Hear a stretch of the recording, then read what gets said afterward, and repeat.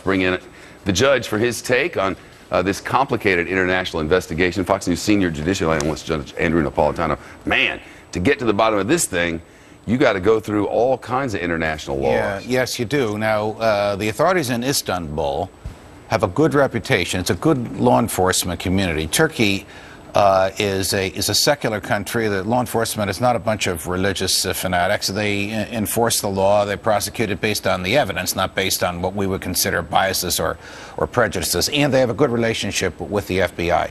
I don't think the FBI would be involved on the ground absent a variety of circumstances, like a suspicion that the killer is American, because it is against American federal law for an American to kill another American in a foreign country, even though the killing took place in a foreign country. I also don't think the FBI would be involved unless the decedent was an employee of the federal government or involved in the American intelligence community, neither of which appears to be the case now. So the FBI's role is probably one of comforting the family and providing them with information as opposed to doing investigatory work on the ground. My guess is they'll work to get this figured out pretty quickly, because this, for a country that relies so heavily on tourism, this is going to be a real tough thing. For Americans who consider going overseas, I guess it's just one more example of, you know, you got to be careful everywhere you go. I think you do have to be careful, and it does seem as though right now, on the basis of what Trace reported and we know, that she is the tragic and unfortunate victim of foul play. It doesn't appear that this involved politics or religion or government in any way. But obviously the FBI wants to rule that out, and the Turkish authorities want to rule that out as well. They will prosecute this aggressively for the reason you just said. Tourism, particularly American dollars, is very, very important to the government, to the tax collectors, to the public, to the economy in Turkey. This cannot go unsolved, and it cannot go unsolved for very long. They work, the Turkish authorities and American authorities, historically, in recent years at least, have worked very well together. Yes, yes, they have. Particularly the FBI and the national authorities in Istanbul. Like I said, it's a modern country, notwithstanding its ancient roots, and law enforcement is prudent in that respect. The FBI could go there tomorrow. We have an agreement with them. Yeah. They wouldn't because of the cost, and they wouldn't unless they were invited. But the written agreement between our State Department and their foreign ministry permits the FBI to go in there on a whim. They would do so only if the U.S. law was triggered, because she was a U.S. government employee or killed by an American. Judge Napolitano, thank you. You're welcome.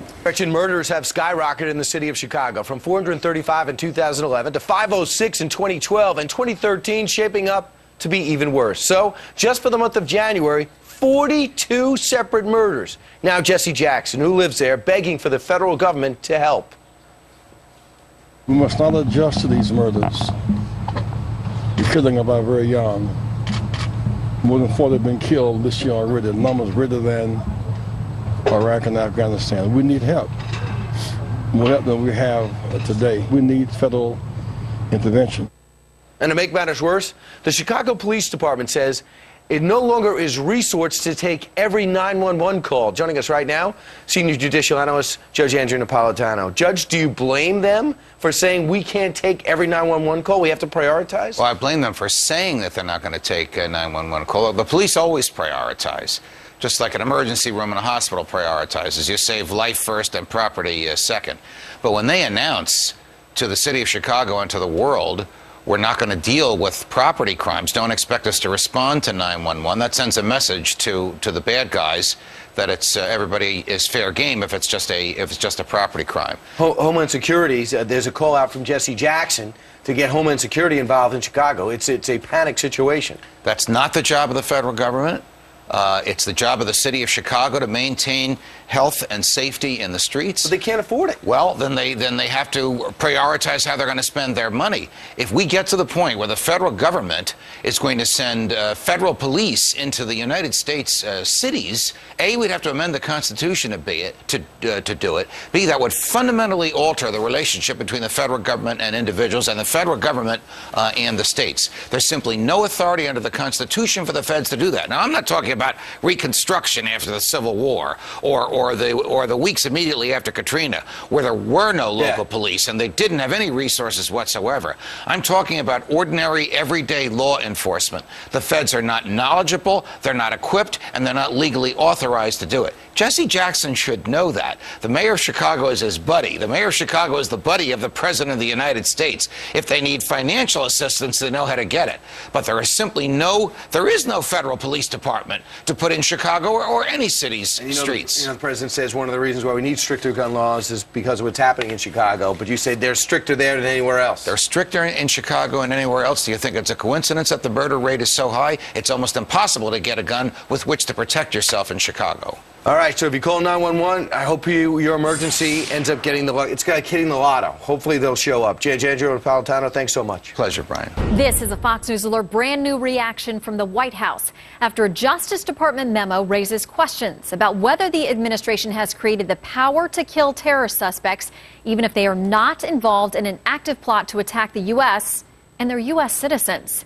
Welcome to America Live. I'm Shannon Bream in for Megyn Kelly. The so-called white paper sparking concerns on both sides of the aisle.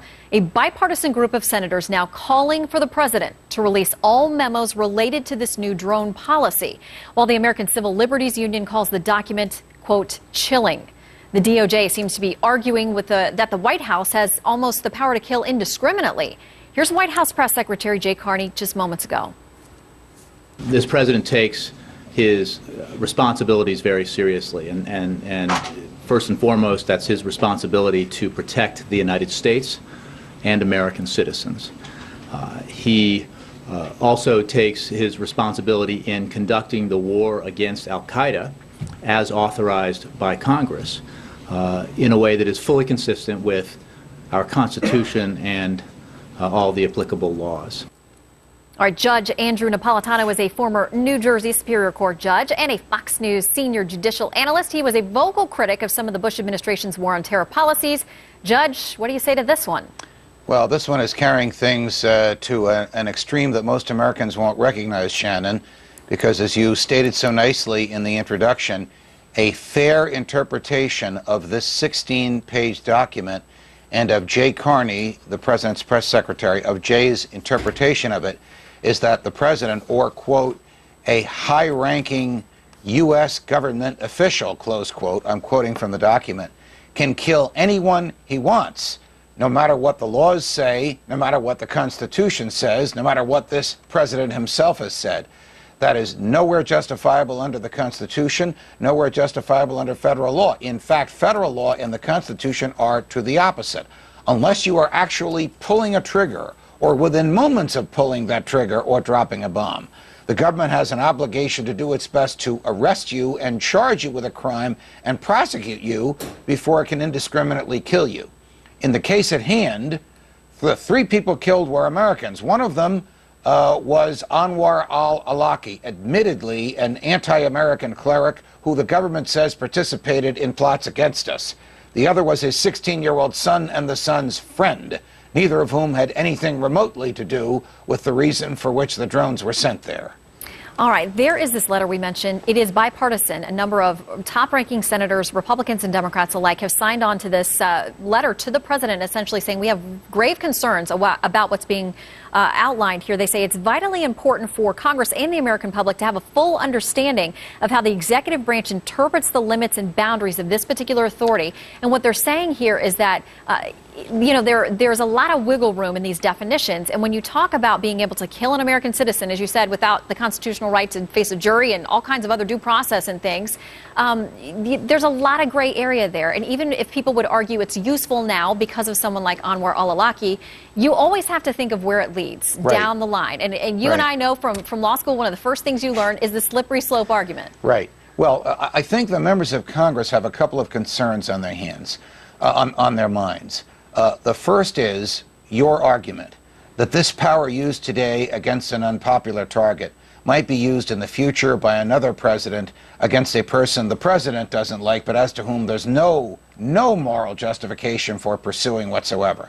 Another concern is this 16-page white paper is written so vaguely that the logic from it could actually be extrapolated to permit the president to kill Americans here in the United States. And the third concern the members of Congress have, I would suggest to you, Shannon, is they're upset that they didn't know about this because there's another federal statute that the president violated when he did this without telling them. You see, when the president ramps up the war on terror or decides to move into another area or use the CIA to engage people, whether to arrest them or to kill them, he's required to tell the Senate and House Intelligence Committees ahead of time and get their consent. He apparently didn't do that, and so they're burned by this. Yeah, not the first time on an important issue that has happened. What about the fact that we have seen other memos unrelated to this out there, but the way that they classify terrorism, they also look at domestic terror issues, and there are those who, there have been memos out there, you've seen them, I've seen them, that have suggested people who have extreme religious views, people who are pro-life. Some of those people could be in some ways considered domestic terrorists. They're on watch lists, or they should be monitored by the government. I mean, how far could this be taken? Well, you know, early in this administration, Janet Napolitano, no relation, the Secretary of Homeland Security, issued a very startling memorandum. And I remember discussing it with Bill O'Reilly in a whimsical way, but it's really terrifying. The memorandum said people who are pro-life, people who believe in the right to keep and bear arms, returning veterans, people who think the government is too big and the IRS is too powerful, could be characterized as domestic terrorists. Well, that group of people could characterize 2/3 of the country. And this language, this frivolous use of language by this administration, and then claiming they have the right to use force to stop dead in their tracks the people who fit into these categories, violates the principles of the Declaration of Independence and violates the supremacy of the Constitution, which they've taken an oath to uphold. This is all very dangerous stuff. The government gets its powers from the consent of the governed. Do you know anybody who consented to the government doing this? Judge, I got to ask you a super quick question. I'm going to get in trouble, but I just need a yes or no answer for you. This administration has pushed the boundaries, as many do, on a number of things, using executive orders, federal regulations, going around Congress. And the public often, you know, there may be an initial outcry and then they go along with things. With this, with it going public, yes or no, do you think the administration moves forward and makes this official policy? No. I think the administration is going to run into a brick wall on this one. All right, Judge. Great to see you. Good to see you, Shannon. More states stepping up their fight against surveillance drones today. The police use them to keep people safe, but at least 11 states now trying to limit the eye in the sky. Are surveillance drones even legal? All rise. Judge Anna Napolitano is here. So tell us, Judge, the individual states are using these drones for highway traffic violations and whatnot and other things like that? Is that what they're, or are they going after drug dealings? Well, right now, local police are asking for permission to fly drones, and very few of them have been given permission. If they have their way, local, county, regional, state police will use the drones not only to determine how fast you're going on a highway, but to determine what you're doing in the privacy of your backyard. If it's government property, then the drones can lawfully watch you on government property. You're on the Garden State Parkway or the New Jersey Turnpike or Route 80 between California and New Jersey. The government can watch you on that highway. But in the backyard of your home, the government cannot watch you through a drone without having a search warrant issued by a judge. The police intend, but this hasn't happened yet, they're getting there, to use these drones to watch all kinds of activity on private property, and they will argue that they don't need a search warrant. So some states are basically saying to the police who work for them, you can't do it. You can't get permission from the feds, and we will not give you permission to watch private property with the drones. What they do remains to be seen. As you know, drones have been used to watch, and drones have been used to kill. Mm-hmm. Yeah, we'll get to that one second, but let's stay in the state level. Isn't it a camera on the corner, in essence, a drone? Yes, a camera on the corner is, in essence, a drone. The problem with the camera on the corner is that frequently they are rigged so that it's nearly impossible for you to guess how much time you have to go through that intersection. So even though when you're about to enter the intersection and the yellow comes on, normally you know you can get through, many of these cameras are fixed so that you can't get through. Right. Why? Because the manufacturer of the camera gets a percentage of the ticket receipts. Let's talk about the news that broke yesterday. Jay Carney was asked about the president's drone program. Can we take a listen to what he had to say? We have acknowledged, the United States, that sometimes we use remotely piloted aircraft to conduct targeted strikes against specific al-Qaeda terrorists in order to prevent attacks on the United States and to save American lives. We conduct those strikes because they are necessary to mitigate ongoing actual threats, to stop plots, prevent future attacks, and again, save American lives. These strikes are legal, they are ethical, and they are wise. Oh, forget ethical or wise. Are they legal? No, they're absolutely not legal. The so-called white paper, which the Obama administration told several federal judges if it came out, the sky would fall because it would reveal secrets, is basically a diatribe against the Constitution of the United States. It's chilling, Eric. It says that a high-level U.S. government official, doesn't even say who it is, can strip an American of his constitutionally guaranteed rights and kill that American if it's easier to kill him than capture him, and if he's a imminent danger to national security. No standards whatsoever.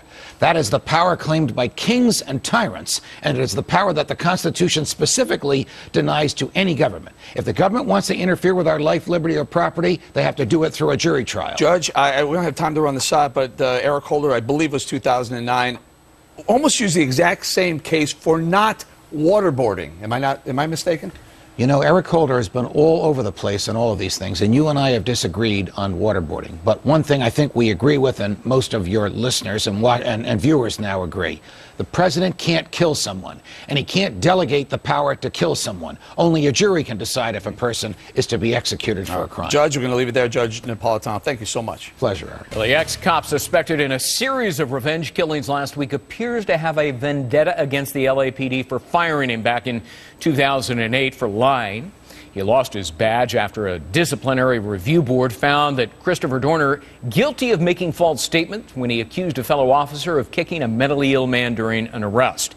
In his Facebook manifesto, Dorner claims the LAPD was punishing him for coming forward. And now, Los Angeles police are reopening the case that led to Dorner's dismissal. Joining us now, Fox News senior judicial analyst Judge Andrew Napolitano. Okay. Greg. Witnesses and evidence never matched the story that Dorner gave.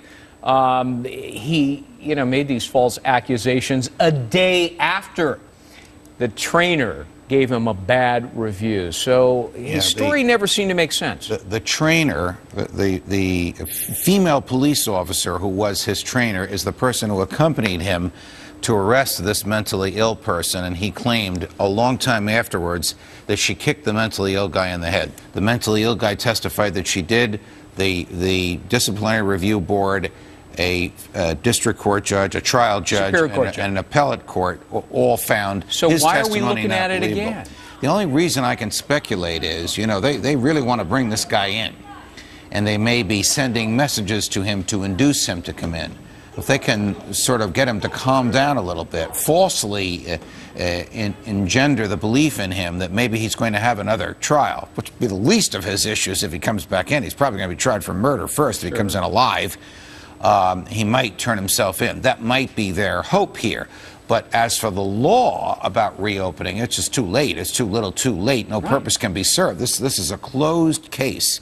He was tried fairly, and the trial was challenged, and the outcome was upheld on appeal. I wonder if there's another aspect to it. More than a decade ago, the Rampart Division of the LAPD was just rife with corruption, false testimony by officers putting innocent people behind bars, lots of loss of confidence in Los Angeles over the police department back then. Maybe this chief, a different chief, is trying to prevent that from happening again. Well, it could be. I mean, normally this is not a case appropriate to reopen under the procedural history or under the law. But in this case, where this guy on the screen, the ex-cop, has been accused of killing people in a vendetta, perhaps leading him to believe that it's going to be opened again, leading the public to believe it's going to be opened again, will help with the public perception of all this. They have a serious issue on their hands. They have to find him. They hope to find him alive. They hope not to kill him. They hope to try him, so the facts in this case will come out. Judge Andrew Napolitano, as always, good to see you. Pleasure, Greg.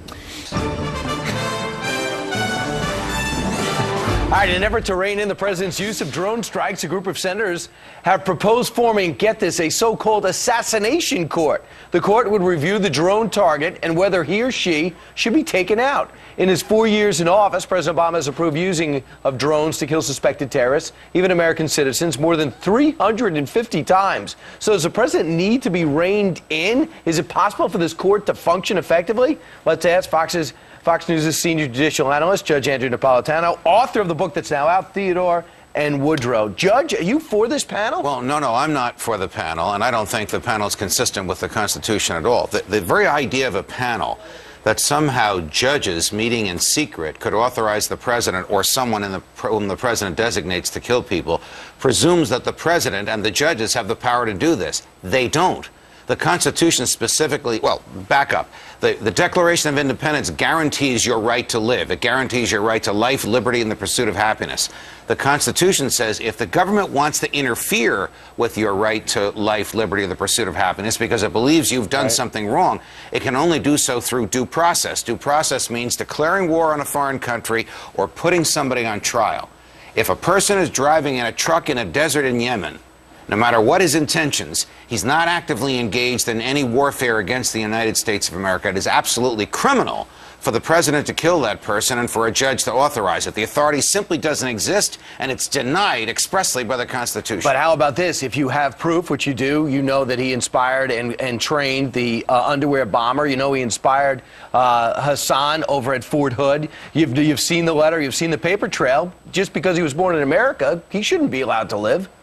Well, that defies the Constitution, because the Constitution makes no exception for the government shall not take your life without a jury trial. So having said that, isn't this like the FISA court where there'll be a check on the president to present his case before they kill? This is a transfer of the power to kill from nowhere. The president has just seized it himself. He's given himself permission to kill to judges meeting in secret. So you're against it against. I'm not sure which is worse. You're against because the premise. by putting the burden on the judges, the president takes the heat off himself. Let me tell you why the president's killing. Because he doesn't have the courage to address the issue of Guantanamo Bay, which he said he would close and he hasn't. Because he doesn't have the courage to put these people on trial who are in Guantanamo Bay, which he said he would and he hasn't. He thinks it would be easier politically to kill them. He might be right. It might be easier to do so politically, but morally and legally, it's reprehensible. He's only captured one, and we don't even know where that guy is. Or who it is. Yeah, John Brennan brought that up, but he didn't have the number. It's hard to memorize the number one. How could Brennan not know these things? It's unbelievable what he forgets when he wants to get a job. Judge Eddie Napolitano, thanks so much. Oh, pleasure, Brian. All right. Well, we're getting reports that starting tomorrow, President Obama could begin signing a series of new executive orders on some controversial issues. The orders, which would allow him to completely bypass Congress, reportedly include policies that would give new protections to gays and lesbians and toughen regulations for coal-fired power plants. Judge Andrew Napolitano is Fox News senior judicial analyst. Hi, Judge. Allison, always a pleasure. You too. Give us some perspective on how unusual it is to use this many executive orders that the president plans to. Well, first off, an executive order is a piece of paper signed by the president directing someone who works for him, that's 3 million civilian employees and 2.5 million military employees, to do their job the way he wants them to do. The president can't tell Fox how to broadcast, the New York Times how to print, Chase Manhattan Bank how to manage money. He can only direct the executive branch employees as to how to do their job. Sounds like it's pretty confining, but the statutes have given him a lot of discretion. So, for example, he could say to the Environmental Protection Administration, even though it's an independent regulatory authority that's independent of him, he appointed his people there, I would be very interested in seeing you tighten the regulations on coal-fired plants, make it more expensive for them to produce heat by coal, thereby putting them out of business and going in a direction he wants them to go to. He could say to the Veterans Administration, which works for him, to the military, which works for him, I want you to change the laws on, I want you to change the regulations on spousal benefits of same-sex married couples, even though under current federal law, there are no such benefits. He could say to the Secretary of the Treasury, I want you to tighten regulations on these banks. He could say to the Justice Department, that large class of immigrants, I don't want you prosecuting them. All those things would be lawful for the president to do because of power given to previous presidents that is now his to exercise, even though Congress has decided not to wade in there. Well, you know what the president, I assume, would say, which is that Congress is mired in gridlock. And so he's just not going to wait for them to take action. The American people want some action taken on some of these things. So he's going to circumvent them. Does he have an argument? Well, he has an argument in the areas that he can regulate. You just had a great interview with our friend and colleague Chris Stirewalt. The president would like to sign an executive order confiscating guns. He can't do that. He'd like to sign an executive order banning certain type of guns. He can't do that. But he could have the EPA decide, you know what? Guns use bullets. Bullets are made of lead. When lead gets in the earth, it contaminates the earth, and someone's got to clean up that contamination.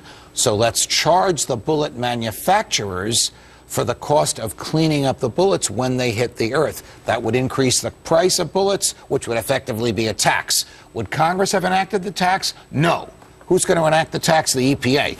But the Constitution says only Congress can enact the tax. So that's an area where the president will try and get away with something that under the Constitution only the Congress can do. Look for that tonight, Allison. And the Democrats will applaud when he says this. I don't think they have enough votes to do it. Look for him to lay out his executive orders, or talking about EPA regulations? I think he's going to lay out exactly what he wants to accomplish, because if his inauguration address, where he could have gone like this to the American people, let me bring you together, and instead went like that, let me divide you by class.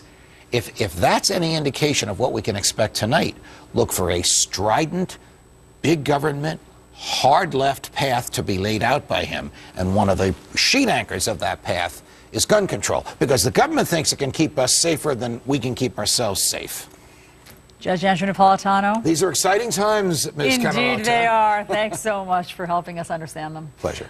All right, to the judge on whether any of this is even illegal or these guys should still be on the job. All rise. The judge is here. What do you think? Well, they shouldn't be on the job. I mean, the court ruled conclusively. Now, we're not talking about all members of the National Labor Relations Board. We're talking about 2, which is enough to upset a quorum. So whatever was in other words, done, they can't make a decision until those 2 positions are permanent. Right. So whatever was done by the National Labor Relations Board while these 2 were on the board is invalid, even though not all of it has been challenged. Only one set of decisions has been challenged.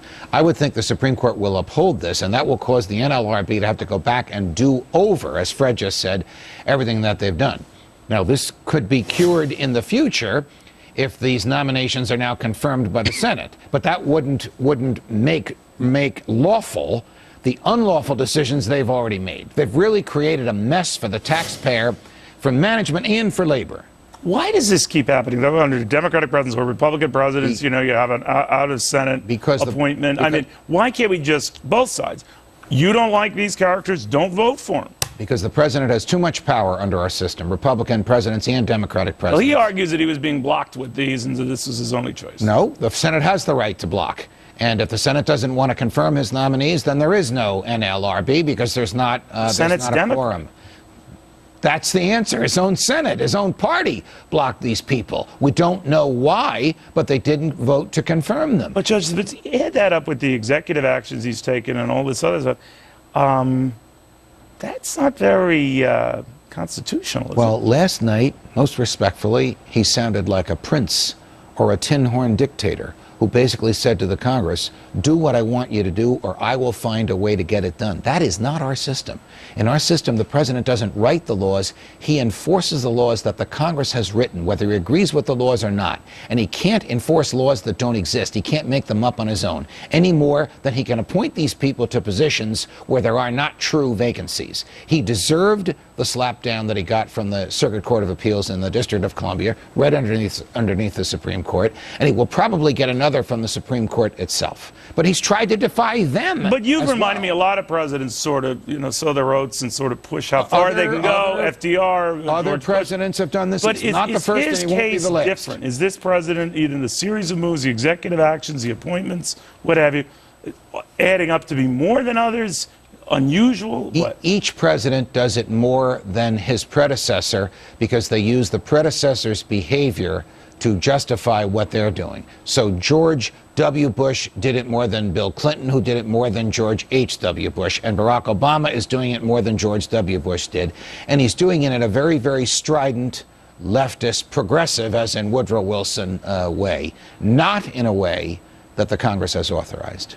Judge, thank you very, very much. Ada Napolitano. President Obama once again bypassed Congress this week in issuing a new executive order that says he will protect the nation against future cyber attacks. So what exactly does that entail, and does it go too far? Let's ask Fox News aficionados Judge Andrew Napolitano. You should tell everybody why we're laughing, because we just talked about this during the break. You know I think it goes too far. But you do know hacking of our and on cybersecurity is a major issue. Yes, I do know it's a major issue, but here's how I see this.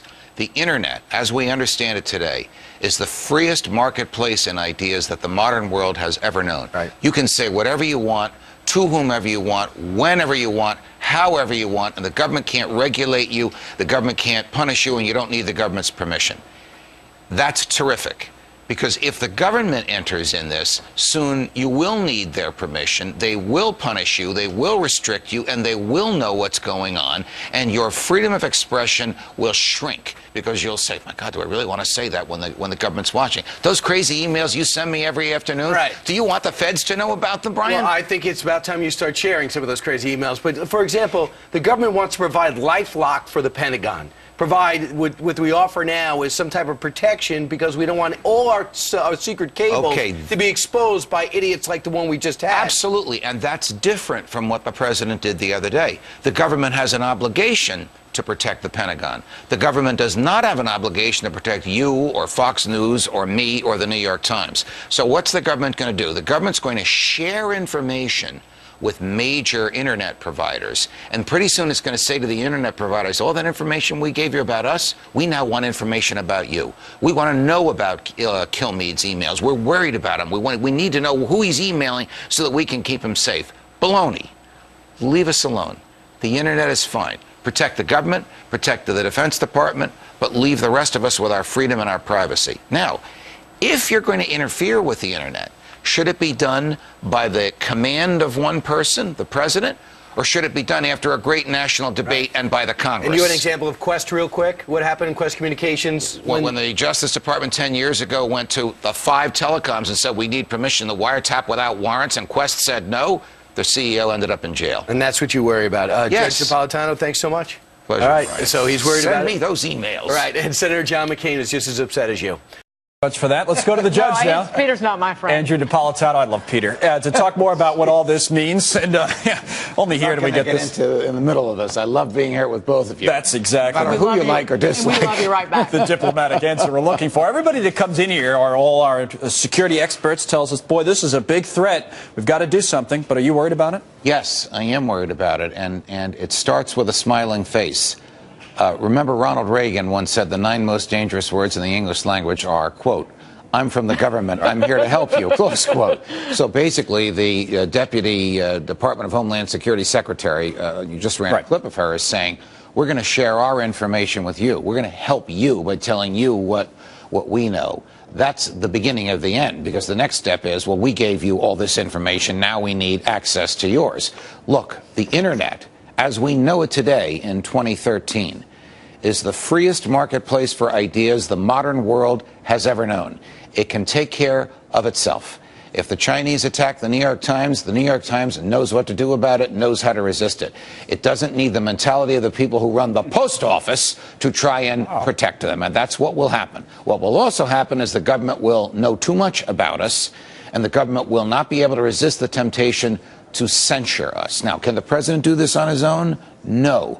But he will start a relationship, I fear, between private industry and the government that will result in the destruction of privacy and the destruction of freedom. And once that door is open, once the camel's nose is under the tent, if you'll pardon these analogies, it won't close, and the camel won't leave. Aren't the executives of these companies smart enough to know that they can't get in bed with the government, even begin developing? Let me tell you what happened with... Because they've had plenty of experience with China. Okay, let me tell you what happened with National Security Agency spying in the Bush administration. The Bush administration went to the 5 major telecoms and said, we want to listen to telephone calls and we don't have search warrants. We want you to give us access to your hardware. Don't worry about it. We'll get you legislation to protect you from violating privacy. 4 of them said yes, 1 said no. What a coincidence. About 2 months after the one that said no, the chair of that company was indicted for insider trading, having nothing whatsoever to do with this. He was convicted, acquitted on appeal, reconvicted, serving 8 years in jail, and bankrupted. Man. Because the Bush administration decided to get even with someone who wouldn't play ball with them. I think on an individual level, too, separate from what we're talking about with the companies, there are people, and I might even say this, that I'm more worried about a hacker than I am about, coming after me than I am about my privacy. And I know that's, Well, you, most respectfully, as wonderful and brilliant as you are, you're probably not a target of a hacker, because it wouldn't cause the stir that they would want if they hacked the Defense Department.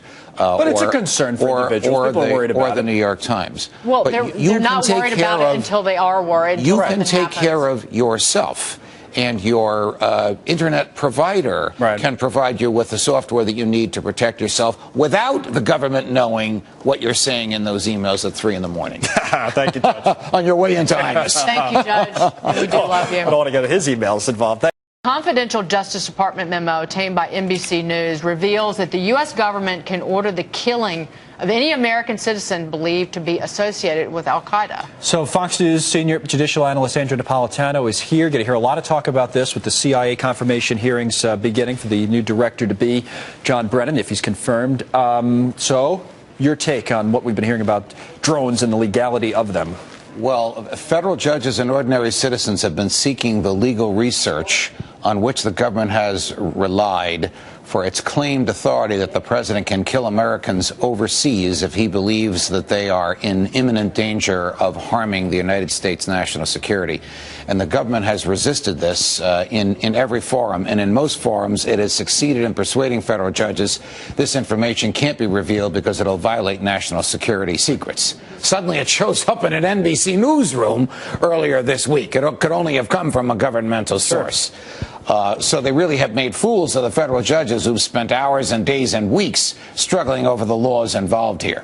The document itself is breathtaking and chilling in the cavalier way in which it suggests that the president, actually it doesn't even say the president, guys. It says any informed high-level U.S. government official can strip an American of his or her constitutional protections and order the killing of that American if the person is overseas, if it's difficult to arrest that person, and if it's likely they're going to harm national security. Not defined, right, who that official would be? No, it's not defined. Imminent is not defined. Danger is not defined. Right. This is the power claimed by kings and tyrants. This is about as un-American a power as one could imagine. This is in direct defiance of the Declaration of Independence, the Constitution, which guarantees due process, a jury trial, before the government can take your life or liberty. This is in defiance of federal law, of state laws, and of treaties to which the United States is a party. How does this move in the court system, you think? Well, how is it fought? That's a very interesting question, Dagan. All this came about when the president dispatched drones to kill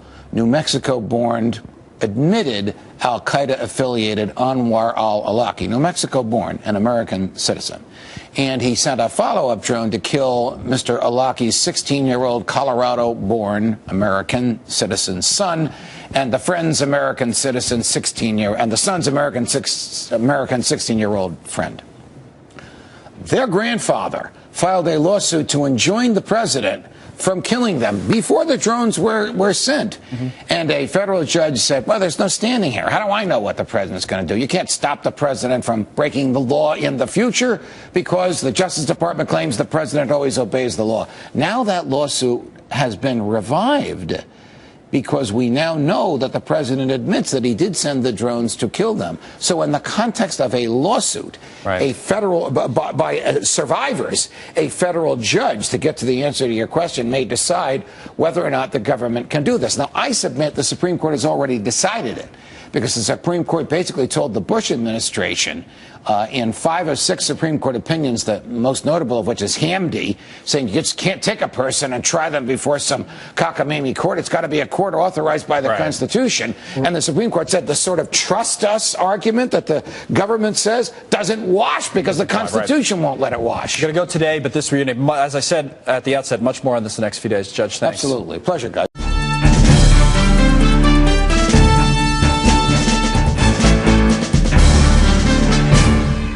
Social media has exploded on the scene, and it's reshaping and redefining politics like never before, comparable only to the advent of television in the 1950s. It's especially making it easier for libertarians to get their message out and influence people. We saw this when Congressman Ron Paul mobilized an online grassroots movement during his presidential campaign that continues to the present day through organizations like the Campaign for Liberty. Two people that were there and continue at the forefront of this movement join me now. Caitlin Korb, a young libertarian, and Austin Peterson, the new media program manager at the Atlas Economic Foundation, are here. Caitlin, in my generation, social networking occurred at restaurants and bars, or maybe occasionally at some kind of an academic lecture. Is the internet the heartthrob of social networking today, particularly amongst young people, Caitlin, and especially amongst libertarians? Well, I would definitely say it is, and networking still does go on, Judge, in all those the common venues. But more and more, this is a small movement right now, but it's growing rapidly. And the way to coordinate with among all these different states, these different student organizations that are popping up across the nation, is via social media and online. I came out to D.C. just a couple months ago and have gotten plugged into this community beyond what I ever imagined possible, just because of social media, because of the work that people like Austin are doing. I got Facebook invites to some happy hours during the summer. There are events constantly going on several times a week. And I was amazed at how, even though the community is small, it's so impassioned. It's full of young people that are so committed to these ideas, and they are really taking advantage of these new tools to get their message out. Austin, you have graced me with your presence at some of my speeches, so you know how youthful those crowds are. I look out over the people there, and the average age is certainly under 30. What is it about Campaign for Liberty, Atlas Foundation, what is it about the freedom movement in this country today that is appealing to so many young people? Well, freedom is popular, Judge, and young people today are very concerned about what's going on in our government. It's very easy to get online right now and find out the truth of what's going on. Maybe 10, 20 years ago, we couldn't find out the real data of what the government was doing, how much they were spending, how much they were lying to us. But nowadays, you can get on YouTube and see a politician say one thing out of one side of his face, and then an hour later say another thing out of the other side of his face. So now that information is so readily accessible, I think that young people are very interested in ideas about freedom, because now we can find out the truth of what's really going on. I mean, libertarian solutions work. If you look at libertarian societies, the time that we were the freest in this country was the time when we were the most prosperous. I mean, regulations don't work, and there's all kinds of data that's out there. It's easily accessible to millions of people nowadays, and I think that young people are really interested. They're much more socially tolerant than we ever have been in American history, so there's a lot of liberty ideas that are embraced by young people today, and I think that social media is really reflecting that. Caitlin, Go ahead. Oh, I'm sorry. I would also echo that. I think a lot of young people are really frustrated with the options that are available to them today in the realm of politics. You go to school and you kind of try to forge a political identity for yourself, and to have to constrain your views to the powers or the parties that are established is really constricting. And I think the Libertarian Party overlaps on a lot of different issues with both the left and the right, and so allows individuals the freedom to decide on issues for themselves and to expand their views outside the constraints of party boundaries. So I'll ask you both, Caitlin and Austin. Do either of you know any people of your own generation that want the government to take care of them, a la health care, rather than want the freedom to make their own choices? Do you know anybody in that category that's under age 30? Maybe my brother, I don't know. I know nobody. The people I know, the young people I know, are the most knowledgeable, the most aware, the most empowered, I think, generation of young people that has come about in recent times. That we've got so many tools at our disposal. We've got so much access to knowledge, and everybody I know doesn't believe that there is anybody out there that can make a better decision for their life than themselves. Right. And I think that that's where the Libertarian Party really is able to effectively engage this generation. Right. This is a globalized economy. I mean, we have access to resources and tools and knowledge and materials that no other generation in the history of the world has ever had access to nowadays. We don't really need a top-down central government to take care of us anymore. I mean, the Republican concept of decentralization, is reflected on the internet, and I really think that the future of the world is going to be a libertarian world. Caitlin Korb and Austin Peterson, thanks very much for joining us on Freedom Watch. Thank you so much, Judge.